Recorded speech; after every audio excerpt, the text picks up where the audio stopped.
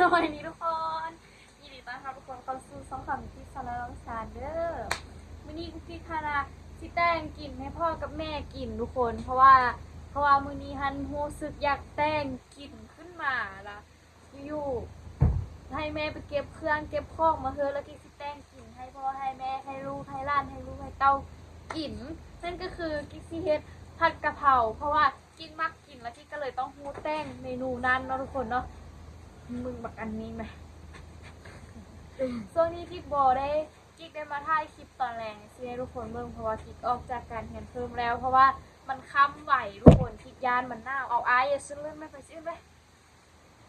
มันค่ำไหวทุกคนมันหนาวแล้วกิ๊กกะยานแน่ทุกคนยานพี่ยานโจรยานมุนดานีหนาวพร้อมให้กิ๊กจะพาทุกคนมาลงมือแป้งกินน้ำกันไปทุกคนเด้อไปก็ไม่อาย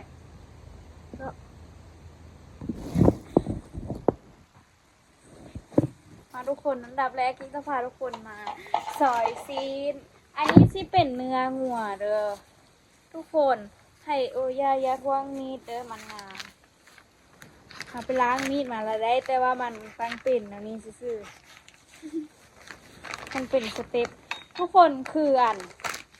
กิ๊กต้องการสปอนเซอร์โทรศัพท์ iPhone 17 Pro Max เดี๋ยวกิ๊กสิรีวิวให้ โทรศัพท์กุ๊กกิ๊กมีแต่น้ำมอกล่ะทุกคนเมื่อยน้ำกิ๊กสิมาเริ่มซอยซีนมาเบิ่งว่ามันสิรอดบนซอยได้ก่อนนะเป็นซีนเปลี่ยนแล้วค่ะแต่เห็ดกันอันนี้ซื้อเนาะนี่เขาต้องใส่ถุงมือนะอันนี้ท่านเป็นเนื้องัวที่อูเฮ็ดค่ายอยู่บุญกินเจียงนะเอ็นงัวอันนี้แหละและอีแม่ไปซื้อซวยเพราะว่าค่ายโบเบิร์ตแล้วเขาก็เอามาแต่งกินซีนงามเลยทุกคนซอยจุเนาะเวลามันจะสดละหนูจะแต่งกินบัดนี้กิ๊กสิเข้าครัวตลอดเลยเพราะว่ากิ๊กบ่ได้ไปเรียนเพิ่มแล้วกิ๊กเสียดายอยู่ที่บ่ได้เรียนเพิ่มต่อแต่เสียดายที่บ้านกิ๊กมันไกลจากบ่อนเรียนเพิ่มหลายบาทกิ๊กกะยานแน่ทุกคนเพราะว่ากิ๊กได้มาผู้เดียวตลอด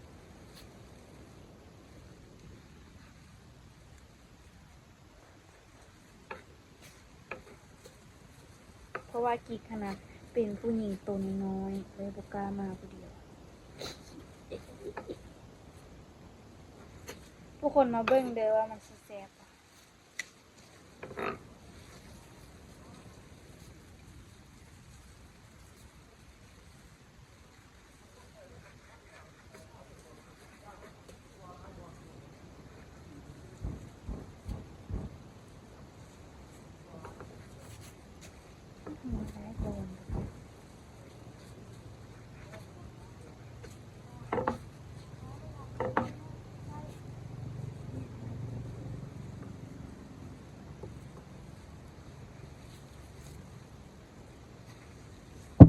อันนี้ไม่ก็ต้มผักน้ำลวกผักได้บ่คือกันนะแม่ซื้อ iPhone 17เท่าไหร่ไหม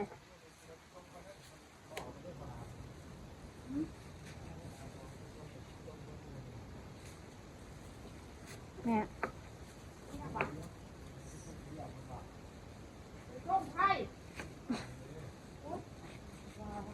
หัวหนาคิดเอาไปส่งบอกนี่มันไปส่งจะมอกจะเมือง คิดเอาไปส่งบอกให้เจ้าเมืองวะเลยย่านเอาส่งจะเมืองแล้วไปส่งไปพูด โอ้นั่นเด็กอะไรไอ้ตัวตังงบให้16,000ช่วยสปอร์ตผู้หญิงคนนี้หน่อยได้ไหมคะ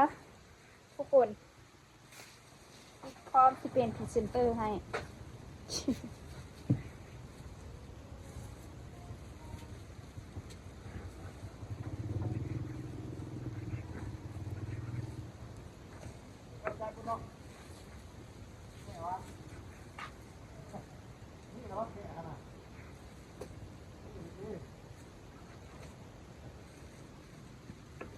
เราก็ได้กินได้ประหยัดเลยเนาะแมว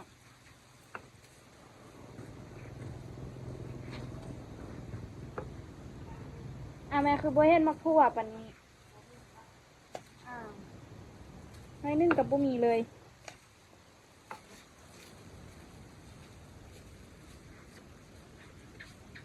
เสียแซ่บๆทุกคน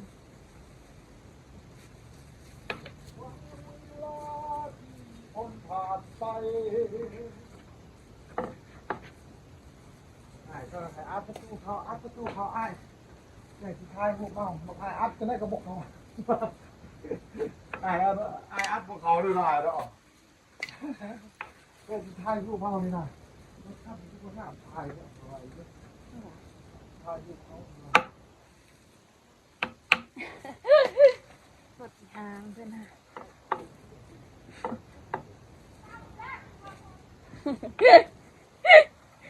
ยามเพิ่นคือเดียวคนเด้อว่าแฮดยามเพิ่นคือเดียวนะก็ดีนะยามเพิ่นคือเดียวนะโอ้โหตอนนี้กิ๊กกะซอยได้มาฮอดเครื่องนึงแล้วเดี๋ยวกิ๊กซอยแล้วนี่แล้วกิ๊กซี่อย่างนั้นเด้อกิ๊กซี่พาทุกคนไปเก็บมะเขือเนาะทุกคนเนาะเพราะว่าบ่มีมะทั่วซื้อนำเข้าแต่ว่ามันหมดทุกคนมาเดี๋ยวกิ๊กซอยต่อกันทุกคนเอาอีกน้อยนึงมาทุกคนมารอเก็บมะเขือ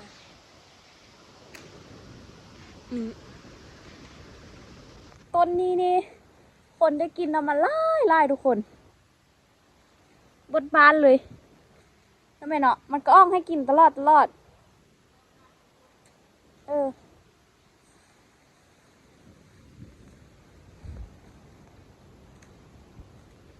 แก่ปะใช่มะเขือแก้ก็ได้วะ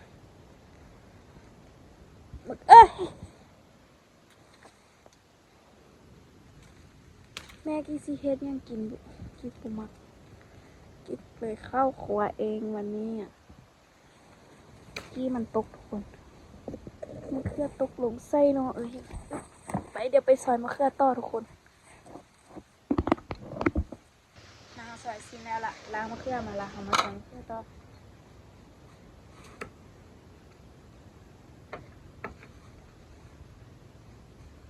น้อยบ่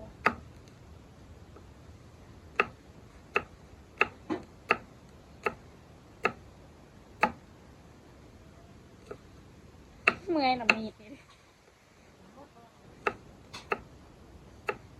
สั่งมันตกเมียงนอนไม่นอนเอาออกซอบมาปื้อแล้วตกเลยเนาะยอมเลยตัวนี้ทุกคนมีงอนี่นะชีวิตฟ้านี้เป็นไม้แซดคอบอาจารย์ว่า I'm sorry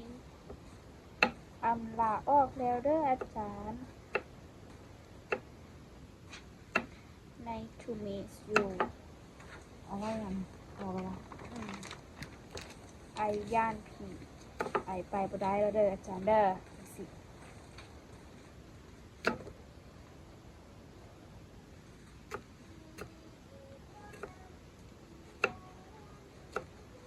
มาพวกกับบ่ได้ทุกคน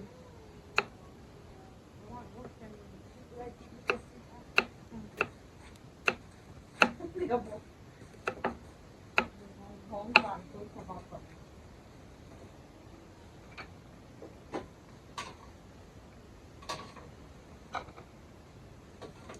มาซอยมาเผ็ดหน่อยโอ้ตาย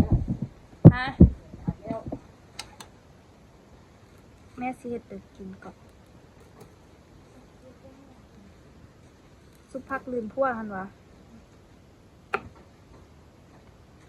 กินได้ยังไงขมก็ขม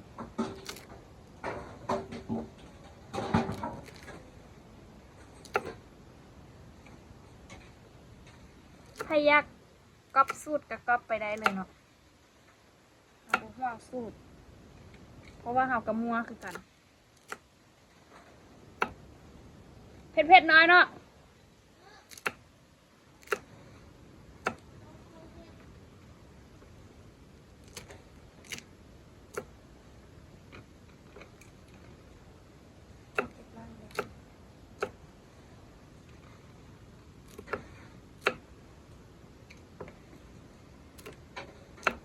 มาทุกคนไปเบิ่งตอน แต่งกินคุณทุกคนบัดนี้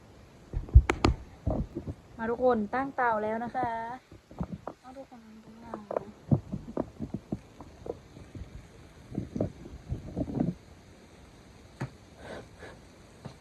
มาเมื่อกี้สิแต่งกินให้ทุกคนเบิ่งเด้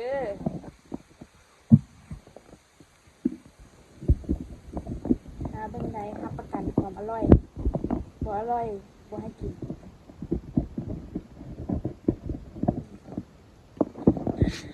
คนถ้าได้ยินเสียงแซ่บๆทุกคนอย่าแปลกใจเพราะใหม่เอาเอง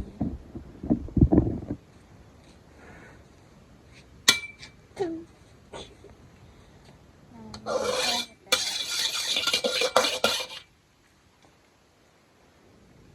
มื้อนี้เฮาสิมาเป็นมาสเตอร์เชฟนะคะลุงจะกันผลน้ำมันใส่ลาดละ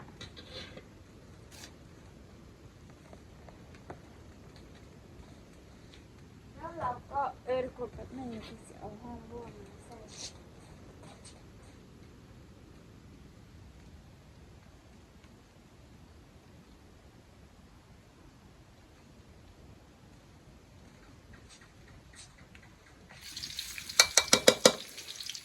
พวกผักสุดยอดเลย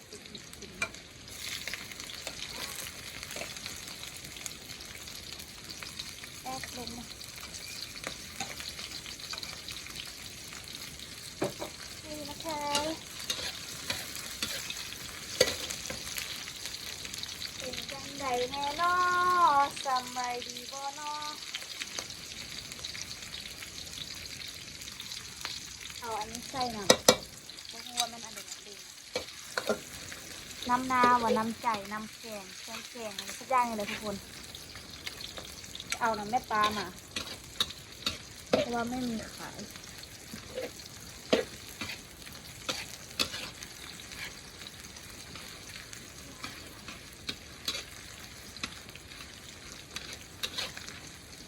ลงหน้าตาออกมาได้สิเป็นอะไร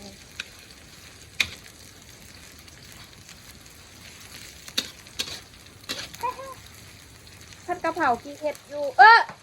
ที่เคยเฮ็ดที่ซ่องเทือนี่แหละทุกคนเทือหนึ่งเทือหนึ่งเทือหนึ่งนั่นแหละ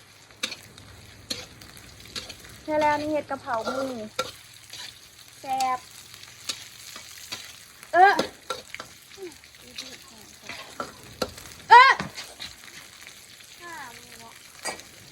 แป้งอะแล้วแหละเก็บจ้าเวลาที่คว้าไข่มันดิ้นแล้วนี่เดี๋ยวกินให้อีเมย์เห็ดเลยให้ไปต่อ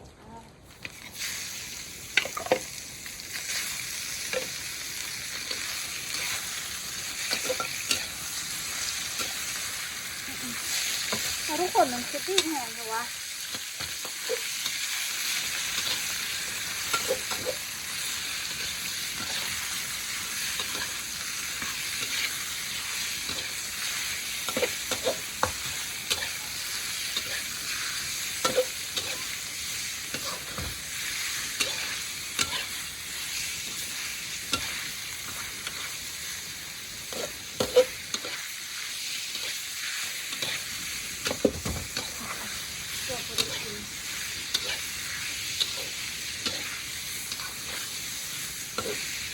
แล้วมันคือแห้งแห้งค่ะ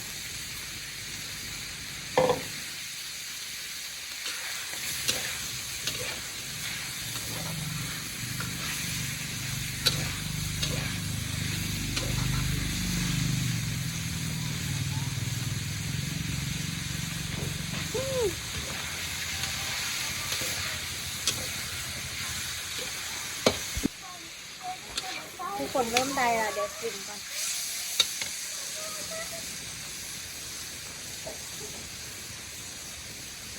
ฮิโยโมโตะ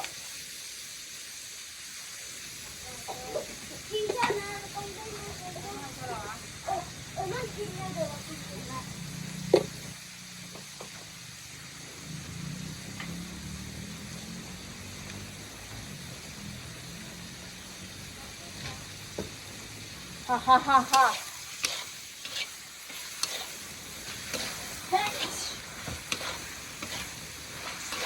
ฮ่า คือเป็นซี่นี่วะ นี่เราก็เก่งเก็บเอง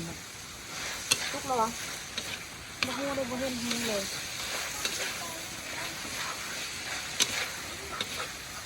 แม่ได้บอกว่านี่มาเบิ่งดูฮะได้เบิ่ง ต้นห้อยใช่หรอวะ อืม เอามาแข้งมาเกลือลง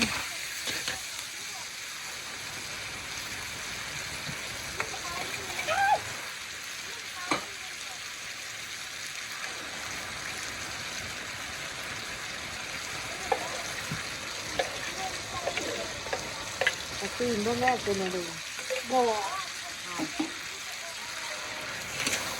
กินเลยมันสิบ่แซ่บ ปลาขนาดจังว่าคนกันยังบ่งาม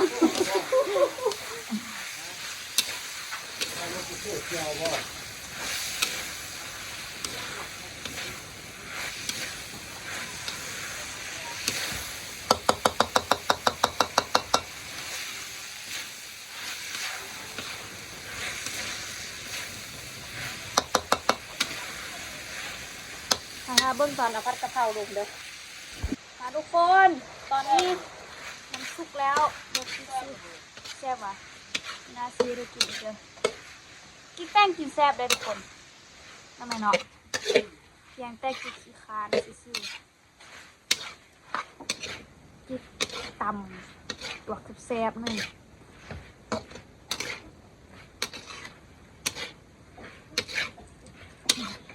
ตู้ให้เขาแห้งแม่แท้มักแข้งเดี๋ยวนี้เอาลงพร้อมน้ำมันเนาะ